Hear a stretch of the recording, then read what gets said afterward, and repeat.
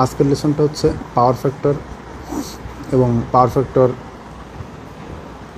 কমলে কি অসুবিধা, পাওয়ার ফ্যাক্টরের কীভাবে আমরা ইমপ্রুভ করতে পারি, এই বিষয়গুলো নিয়ে আজকে আলোচনা থাকবে।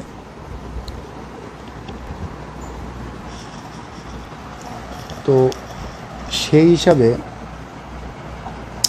যদি আমরা দেখি যে ফার্স্টে যদি বলতে চাই যে পাওয়ার ফ্যাক্টরটা কী, এক কথা আমি বলবো যে পাওয়ার ফ্যাক্টর হচ্ছে অ্যাক্টিভ পাওয়ার আর অ্যাপারেন্ট পাওয়ারের একটা রেশিও। অন্য কথায় আমরা বলতে পারি আমাদেরকে যে পাওয়ার কোম্পানি দিচ্ছে তার কতটুকু আমরা ইউটিলাইজ করতে পারতেছি, ওইটাই হচ্ছে একটা indicator. Power factor is indicator. যে আমি যদি বলি পাওয়ার ফ্যাক্টর 1, তার মানে আমি বলবো যে আমাকে যে পাওয়ার দিচ্ছে তার 100% পাওয়ার আমি ইউজ করতেছি। আমি যদি বলি পাওয়ার ফ্যাক্টর 0.95, তার মানে আমি বুঝবো যে আমি যে পাওয়ার আমি পাচ্ছি তার 95% পাওয়ার আমি অ্যাকচুয়ালি ইউজ করতে পারতেছি, ইউজফুল পাওয়ার পাচ্ছি। তো এটা একটা সোজা কথায়। আর একটা হচ্ছে power factor is the ratio of active power divided by apparent power. তো এই যে apparent power to the active power to the apparent পাওয়ারের যে রেশিওটা হচ্ছে পাওয়ার ফ্যাক্টর, তো অর্থাৎ কিলোওয়াট, আর অ্যাপারেন্ট পাওয়ার হচ্ছে কিলো ভোল্ট অ্যাম্পিয়ার। তার আগে আমি আসি একটু যেটা হচ্ছে পাওয়ার ট্রায়াঙ্গেল। পাওয়ার ট্রায়াঙ্গেলে এই হচ্ছে পাওয়ার ট্রায়াঙ্গেল, অর্থাৎ এখানে ভিআই কস ফাই এটা হচ্ছে রিয়াল পাওয়ার, ভিআই সাইন ফাই এটা কি রিঅ্যাক্টিভ পাওয়ার, এবং ভিআই এটাই হচ্ছে আমাদের সেই অ্যাপারেন্ট পাওয়ার, অর্থাৎ কস ফাই ইজ ইকুয়াল এখানে আমাদের যে VI cos phi divided by VI, অর্থাৎ অতিভুজ যেটা হচ্ছে ভিআই, অর্থাৎ এটা হচ্ছে আমাদের সেই রিয়াল পাওয়ার আর বা অ্যাক্টিভ পাওয়ার, আর এটা ভিআইটা হচ্ছে অ্যাপারেন্ট পাওয়ার, যেটাকে আমরা বলি ভোল্ট অ্যাম্পিয়ার, আর এটাকে বলি আমরা ভোল্ট অ্যাম্পিয়ার রিঅ্যাক্টিভ, অর্থাৎ ভিএআর, যেটা হচ্ছে আমাদের ভিআই সাইন ফাই, অর্থাৎ রিঅ্যাক্টিভ পাওয়ার, আর এটা আমাদের রিয়াল পাওয়ার বা অ্যাক্টিভ পাওয়ার। তো পাওয়ার ট্রায়াঙ্গেলটা গেল। এরপরে আমাদের থাকবে হচ্ছে যেটা যে পাওয়ার ফ্যাক্টর, যদি আমরা এরকম ইকুয়েশন বেসিসে আসি তো এটা আসলে সিম্পল, যে কিলো ভার, অর্থাৎ কিলোটা আমরা এখানে ধরছি সিম্পল, কিলোটা না ধরে ভিএআর ভোল্ট অ্যাম্পিয়ার রিঅ্যাক্টিভও ধরতে পারে। তো কিলো ভার বা ভিএআরটা কি, অ্যাকচুয়ালি যখন এই যে আমাদের যে রিঅ্যাক্টিভ পাওয়ার আছে, অর্থাৎ voltage into current into sine theta করলে আমরা পাই হচ্ছে ভোল্ট অ্যাম্পিয়ার রিঅ্যাক্টিভ।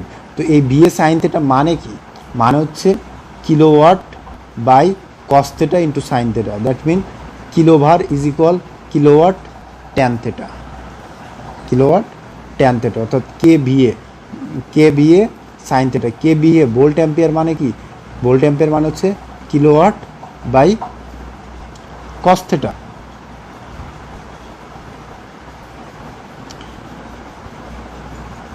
এটা একটু লিখে দিলে ক্লিয়ার হবে।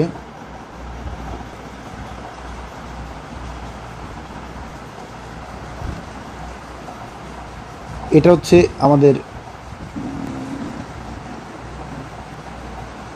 বলতে পারি আমরা ভূমি, এটা হচ্ছে ভূমি আর এটা হচ্ছে অতিভুজ।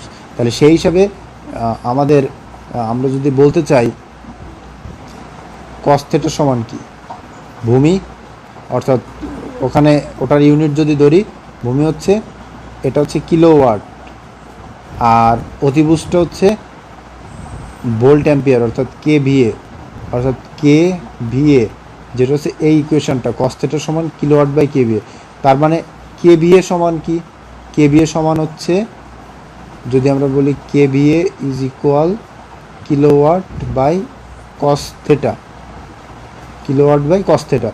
তো এই কিলোওয়াট বাই কস থেটা লিখছি, কে ভি এর পরিবর্তে সাইন থেটা, তার মানে কি দাঁড়ায় kilowatt sine theta by cos theta মানে ট্যান থেটা। তো এরপরে আসবো হচ্ছে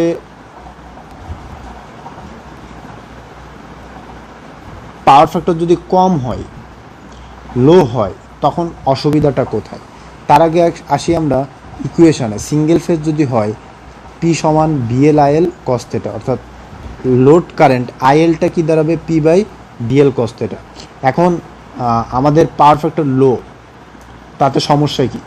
প্রথম কথা হচ্ছে যে আমাদের যে ইকুইপমেন্টগুলো আছে তাদের কেভিএ রেটিং লাগবে বেশি, কারণ KVA is equal kilowatt by cos theta, অর্থাৎ কেডাব্লিউ বাই কস থিটা, অর্থাৎ কস থিটা যদি পাওয়ার ফ্যাক্টর লো মানে কস থিটার মান কমে যাওয়া, তো কস থিটা যদি কমে যায় তাহলে কেভিএর পরিমাণটা বেড়ে যাবে, অর্থাৎ আমাদের ইকুইপমেন্টগুলোর কেভিএ রেটিংটা অনেক বেশি লাগবে।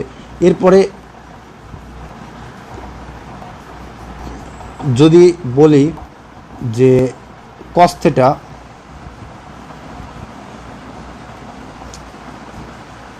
এখানে যে কস থিটা আছে এটার মানটা যদি কমে যায় তাহলে আইএল এর মানটা কি বেড়ে যাবে, আইএল এর মানটা বেড়ে যাবে কস থিটার মান যদি কমে যায়, তাহলে আইএল এর মান বেড়ে যাওয়া মানে কি লাইন কারেন্টের মান বেড়ে যাবে, অর্থাৎ লাইন কারেন্টের মান যদি আমাদের বেড়ে যায় তাহলে একটা fixed amount of power transmit করতে সেম লাইন দিয়ে আমাদের কি দরকার, লাইন কারেন্টটা বেশি যাচ্ছে, তখন এই যে বেশি কারেন্ট ক্যারি করার জন্য আমাদের কন্ডাক্টরের সাইজটাও বাড়াতে হবে, অর্থাৎ লো পাওয়ার ফ্যাক্টরে যদি কন্টিনিউয়াসলি সিস্টেম রান করে, অর্থাৎ আমাদের কন্ডাক্টরের সাইজটা বেড়ে যাবে।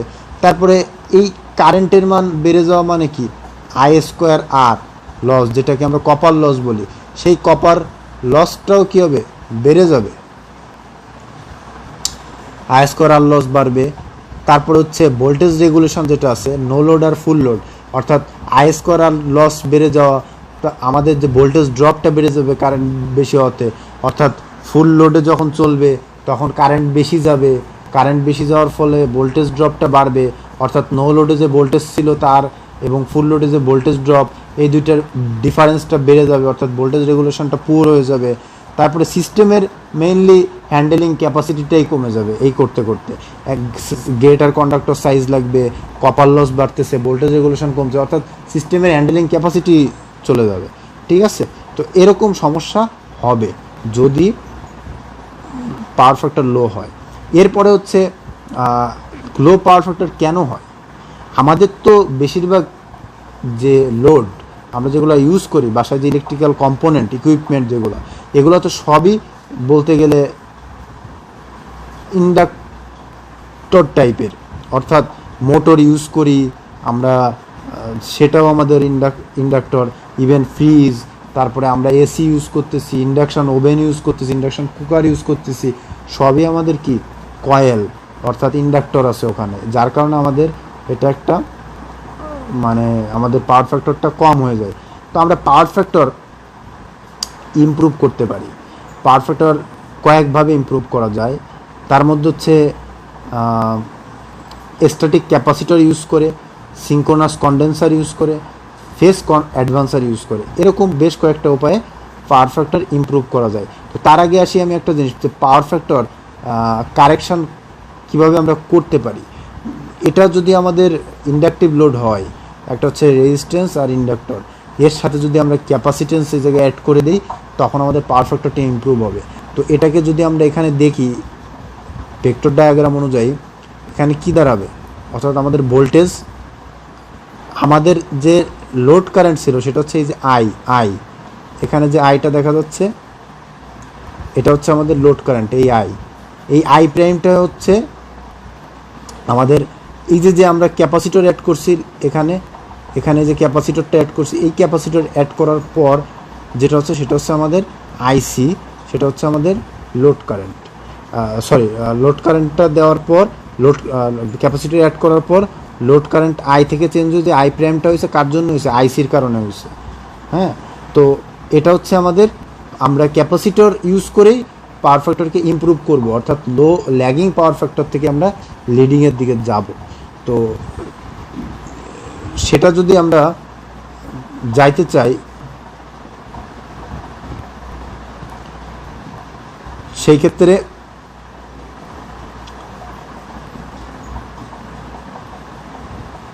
আমাদের কিছু ইকুয়েশন যদি আমরা খেয়াল করি, যে ইকুয়েশনগুলো কীভাবে আমরা ডেভেলপ করতেছি।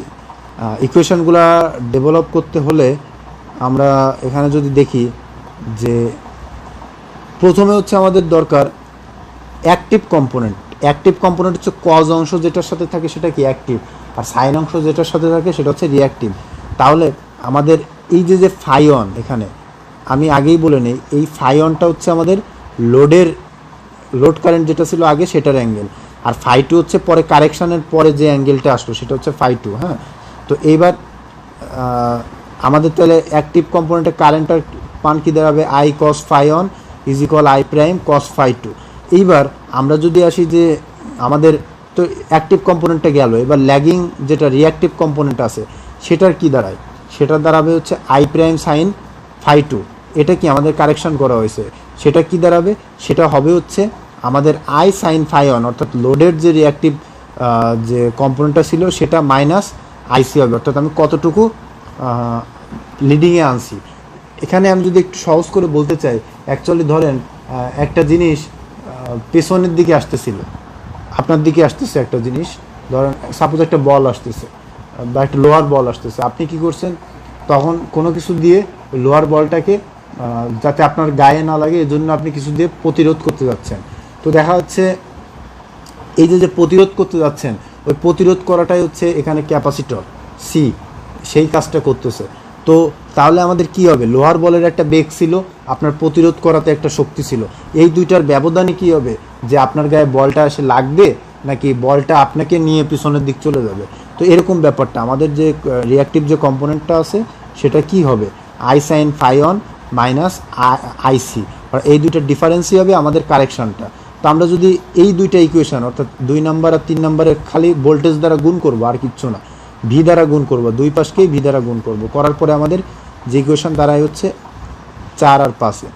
তো এই 5 নম্বরে যেটা দেখতেছেন এটাকে আমরা বলতে পারি kilo var after power factor correction, অর্থাৎ কারেকশন করার পরে কিলোভারটা কেমন is equal lagging kilovar before correction minus leading kilovar of equipment, অর্থাৎ আমরা যেটা কানেক্ট করছি সেটার ফলে কতটুকু লিডিং হয়েছে আর আগে কতটা ল্যাগিং ছিল, এই দুইটার ডিফারেন্স করলে আমরা কারেকশন পেয়ে যাবো। এটা একটা সিম্পল একটা এক্সপ্লেনেশন ছিল, ম্যাথমেটিক্যাল এক্সপ্লেনেশন, যে আমরা কীভাবে ইমপ্রুভ করতে পারি, যে বেসিকটা কী। এরপর হচ্ছে পাওয়ার ফ্যাক্টর ইমপ্রুভমেন্ট ইকুইপমেন্ট, অর্থাৎ static capacitor, synchronous condenser and phase adventure, তিনটা উপায় ইউজ করা যায়। তো স্ট্যাটিক ক্যাপাসিটরটাই কিন্তু এখানে এই যে এখানে দেখানো হয়েছে, জাস্ট সি ইউজ করে ক্যাপাসিটর কানেক্ট করে দিয়ে স্ট্যাটিক ক্যাপাসিটরটা একটা বা ক্যাপাসিটর ব্যাংক যেটাকে বলি, এটা হচ্ছে আমাদের সিম্পলেস্ট একটা ওয়ে পাওয়ার ফ্যাক্টর ইমপ্রুভমেন্ট করার জন্য। এটার অ্যাডভান্টেজ আছে, লসটা কম, মেইনটেনেন্স কম করা লাগে, ক্যাপাসিটরের ওজন বেশি না, তারপরে ইনস্টল করাও ইজি। আর ডিসঅ্যাডভান্টেজের মধ্যে শর্ট লাইফ, 8 থেকে 10 বছরের মধ্যে এটা শেষ, এরপর আর ব্যবহার করতে পারবেন না। আর একটা হচ্ছে হঠাৎ করে ওভার ভোল্টেজ অ্যাপ্লাই হইলে লাইনে ক্যাপাসিটর ড্যামেজ হয়ে যায়, এটা একটা সমস্যা। হ্যাঁ, আর হচ্ছে যদি একবার ড্যামেজ হয়ে যায় তখন আবার রিপেয়ার করাটা কস্টলি, এবং বলতে গেলে রিপেয়ার করারই দরকার না, ওটা বাদ নতুন করে, যেটা আমাদের ইকোনমির সাথে সাপোর্ট করে না। এরপর হচ্ছে সিনক্রোনাস কন্ডেন্সার আছে। সিনক্রোনাস কন্ডেন্সার কি, সিনক্রোনাস কন্ডেন্সার হচ্ছে সিনক্রোনাস মোটরকে যখন ওভার এক্সাইটেড করে রান করা হয়, অর্থাৎ এটা লিডিং কারেন্ট ড্র করে, তখন এটা জাস্ট একটা ক্যাপাসিটরের মতো বিহেভিয়ার শো করে। তো লিডিং কারেন্ট দেওয়ার জন্য এটা একটা ক্যাপাসিটরের মতো বিহেভিয়ার শো করাতে এটা সিনক্রোনাস কন্ডেন্সার হিসেবে আমরা সিনক্রোনাস মোটরকে ইউজ করতে পারি। নো লোড কন্ডিশনে যদি সিনক্রোনাস মোটরকে ওভার এক্সাইটেড হিসেবে রান করা যায় তখন এটা সিনক্রোনাস কন্ডেন্সার হিসেবে এটা ইউজ হয়, এবং এটার অ্যাডভান্টেজের মধ্যে লঙ্গার লাইফ স্প্যান, ফ্লেক্সিবল, মোটামুটি রিলায়েবল এই টাইপের। তারপরে হচ্ছে ডিসঅ্যাডভান্টেজে বলতে গেলে এটা লস বেশি হয় এবং এক্সপেন্সিভ। সিনক্রোনাস মোটর যেহেতু সেলফ স্টার্টিং না, সো আলাদা একটা অক্সিলারি ডিভাইস লাগে এটাকে স্টার্ট করার জন্য। যদি 500 কেবি এর নিচে হয় তখন এটা সম্পূর্ণই আনইকোনমিক্যাল হয়। হ্যাঁ, এরপরে হচ্ছে এছাড়াও যদি আমরা বলতে চাই যে কখন আমরা ইউজ করতে পারি, ধরেন একটা ইন্ডাস্ট্রিতে আপনি জব করতেছেন, ইন্ডাস্ট্রিতে সেখানে সিনক্রোনাস মোটর আইডল পড়ে রয়েছে, কোনো কাজ করতেছে না, মানে কোনো কাজেই লাগতেছে না ওই মোমেন্টে। আবার ওই সময়েই আপনি কি করলেন, তাহলে সিনক্রোনাস মোটরটাকে সিনক্রোনাস কন্ডেন্সার হিসেবে রান করে দিলেন, তাহলে আপনার সুবিধা কি, মানে আলাদা করে পাওয়ার ফ্যাক্টর ইমপ্রুভমেন্টের কোনো প্ল্যান্ট দরকার হইলো না, কিছুই না। আপনার যে বস থাকবে সেও খুশি হয়ে যাবে যে বাবা এটা তো ও পারতেছে, ও একটা সিঙ্ক্রোনাস মোটরকে পারফেক্ট ইমপ্রুভমেন্ট হিসাবে কাজ করাচ্ছে। তার মানে কি যে না সে কাজ পারে বা তার একটা ক্রিয়েটিভ আইডিয়া আছে এখানে, যে একটা জিনিস পড়ে রয়েছে সেটাকে সে পড়ে না থাকতে দিয়ে সেটাকে কাজে লাগায় অর্থনীতি সেভ করতেছে, ইকোনমি সেভ করতেছে। অর্থাৎ এটা একটা বেশ গুড পয়েন্ট আপনাদের জন্য। এরপরে হচ্ছে আর একটা জিনিস আছে হচ্ছে ফেজ অ্যাডভান্সার। ফেজ অ্যাডভান্সারটা কি জাস্ট মানে পারফেক্ট ইমপ্রুভমেন্টে তো কি যে ফেজটা যে কারেন্টটা ল্যাগ করে তখন হচ্ছে পারফেক্টরটা কমে যায়। তো এই কারেন্টের মানটা যদি লিডিংয়ে দেওয়া যায়, অর্থাৎ কারেন্টের ফেজটাকে যদি আমরা চেঞ্জ করতে পারি তখন আর কি এটা পারফেক্টরটা ইমপ্রুভ হতে থাকে। তো এই ফেজ অ্যাডভান্সার ইউজ করা হচ্ছে ইন্ডাকশন মোটরের ক্ষেত্রে।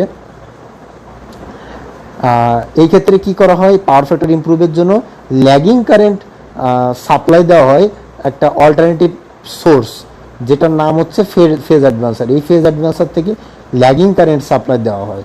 এরপরে হচ্ছে ফেজ অ্যাডভান্সারটা কি অ্যাকচুয়ালি একটা এক্সাইটার, এসি এক্সাইটার। এটা হচ্ছে মেইন যে মোটর থাকে সেই মোটরের শ্যাফটে এটা ইনস্টল করা থাকে এবং রোটরস যে সার্কিট আছে সেই রোটরের সার্কিটের সাথে কানেক্টেড থাকে এবং এটা এক্সাইটিং অ্যাম্পিয়ার টার্ন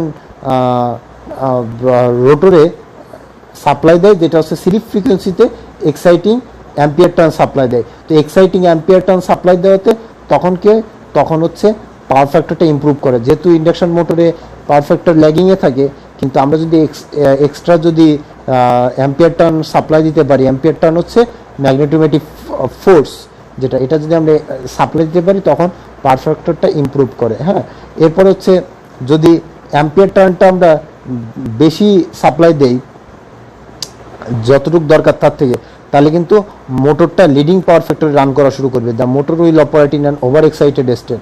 তখন কিন্তু আবার এতে বিপরীত হয়ে যাবে, যতটুকু দরকার ততটুকু দিতে হবে, বেশি দেওয়া যাবে না।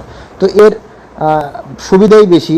অসুবিধার মধ্যে বলতে গেলে হচ্ছে যদি 150 কিলোওয়াটের মোটর নিচে হয় তখন সেটা ইউজ করা লস। আর সুবিধার মধ্যে বলতে গেলে যে ল্যাগিং কিলোওয়াটটা আছে, কিলোওয়াটটা মোটরের কমে যায় এক্সাইটিং অ্যাম্পিয়ার টার্ন দিলে। আর হচ্ছে সিঙ্ক্রোনাস মোটরের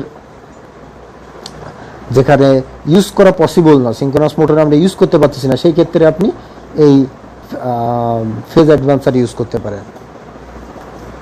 তো এটাই ছিল আমাদের পাওয়ার ফ্যাক্টর ইমপ্রুভমেন্টের স্লাইডটা। Thank you.